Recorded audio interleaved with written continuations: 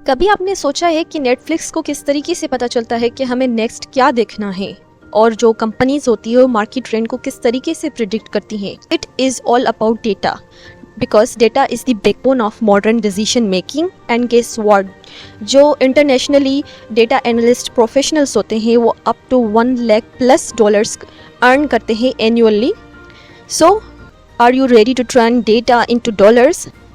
So let's break down the road map of data analyst. तो first step में क्या होता है कि हमें बेसिक्स को समझना पड़ता है कि लाइक डेटा एनालिस्ट क्या होती है, और हमें लर्न करना पड़ता है how data collection and cleaning and then interpretation, और हमें सीखना पड़ता है टूल्स को यूज़ करना लाइक एक्सेल और गूगल शीट्स को। मैं रिकमेंड करूँगी कि आपको एक्सेल आनी चाहिए, क्योंकि एक्सेल जो होती है बेसिक होता है, हमें उसको चलाना आना चाहिए। और उसके बाद हमें क्या करना चाहिए कि हमें स्टैटिक्स के फंडामेंटल्स को भी देखना चाहिए। मैं यहाँ पे नहीं कह रही हूँ कि आपको सारी स्टैटिक्स आनी चाहिए, बट हमारे पास जो फंडामेंटल्स होते हैं, बेसिक्स होती हैं, जैसे मीन हो गया, मीडियन हो गया, स्टैंडर्ड डेविएशन हो गया, प्रोबेबिलिटी किस तरीके से निकालनी आनी चाहिए, सारी चीज़ें स्टैटिक्स के बेसिक्स हमें आने चाहिए। नेक्स्ट जो होता है स्टेप 2 में हमें कोई प्रोग्रामिंग स्किल आनी चाहिए, और हमारे पास 2 प्रोग्रामिंग लैंग्वेजेस आती हैं लाइक पाइथन और R for data manipulation in analysis. But यहाँ पे मैं सजेस्ट करूँगी कि आप पाइथन सीखें। वर्सेटाइल और पावरफुल लैंग्वेज होती है और इजी टू अंडरस्टैंड होती है, और जो पाइथन होती है वो काफ़ी लाइब्रेरीज देती है जो जिसकी हेल्प से हम बहुत कुछ कर सकते हैं। सो हमें पाइथन आनी चाहिए। आप आर भी सीख सकते हैं according to your preference, but आप अगर एक बिगनर हो तो आई विल सजेस्ट कि आप पाइथन सीखो, कि लाइब्रेरी सीखो, जैसे पांडास आना चाहिए, नमपाई हमें आनी चाहिए। और अगर आप आर सीख रहे हो डी प्लेयर लाइब्रेरी आनी चाहिए। इसके बाद हमें एसक्यूएल आनी चाहिए टू क्यूरी डेटाबेसेस। डेटा किस तरीके से रिट्रीव कर सकते हैं, अपडेट कर सकते हैं, उसको मॉडिफाई कर सकते हैं। उसके जो कॉमन कमांड्स होते हैं, simple select, joins and group by, ये सारे हमें कमांड्स आने चाहिए to extract our data insights. और उसके अलावा जो स्टेप 3 होता है, हमें डेटा विजुअलाइजेशन आनी चाहिए, क्योंकि विजुअलाइजिंग डेटा इज़ अ की। उसके लिए हमें टूल्स यूज़ करने पड़ते हैं, जैसे पावर BI हो गया, टैब्ल्यू हो गया, और हमारे पाइथन की कुछ लाइब्रेरीज मिलती हैं, मैटप्लॉटलिब, सीबॉर्न, ये सारी चीज़ें आनी चाहिए ताकि हम क्रिएट कर सकें स्टनिंग चार्ट्स, बार और डैशबोर्ड्स हम क्रिएट कर सकें।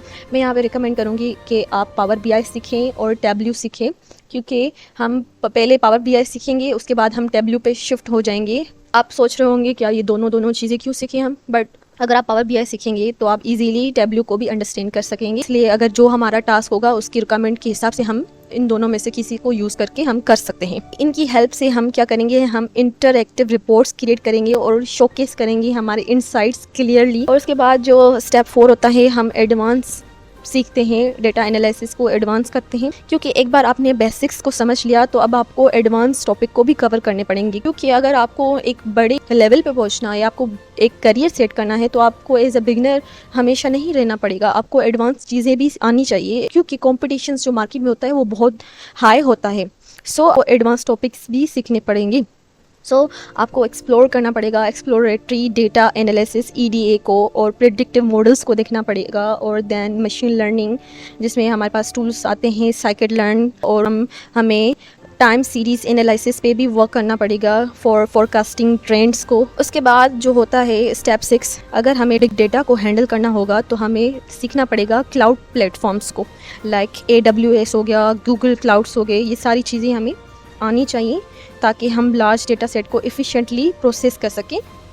उसके बाद जो लास्ट स्टेप होता है कि हमें स्टोरी टेलिंग और कम्युनिकेशन आनी चाहिए, लाइक क्योंकि जो की सक्सेस होती है एज अ डेटा एनालिस्ट वो कम्युनिकेशन होती है। मतलब कि हम अपनी डेटा इनसाइट्स को इस तरीके से प्रेजेंट करें, इफेक्टिवली प्रेजेंट करें विथ स्टोरी टेलिंग, कि हम जो डेटा विजुलाइज करें या डैशबोर्ड्स क्रिएट करें वो एक मैसेज कन्वे करें क्लियरली स्टेक होल्डर्स को। और सबसे जो मेन चीज़ होती है कि हम कंटिन्यूस लर्न करें और अपनी करियर ग्रोथ को देखें। हम we have to keep growing, और उसके बाद हम अपने पोर्टफोलियो को बिल्ड करें विथ रियल वर्ल्ड प्रोजेक्ट्स के साथ, and keep learning, keep analysing and follow this road map and start your journey to become a data analyst today. If you found this video helpful, so please like, share and subscribe for more tutorials and tips. Thank you.